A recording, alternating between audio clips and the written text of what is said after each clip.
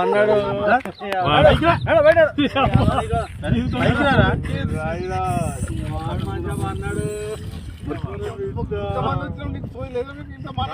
బాబాయ్ వాళ్ళు చచ్చిపోయి అనుకుని పోయినాడ ముసైతాను చచ్చిన నిలిపోయి నాకు దీనికి మంది రైట్ ఎందుకు పన్న వాళ్ళ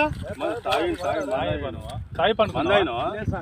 ఎందుకు అనుకున్న వాళ్ళ ఈ చల్లదనానికి ఎండకు చేయలేక కన్నీకి ఓడిపోయి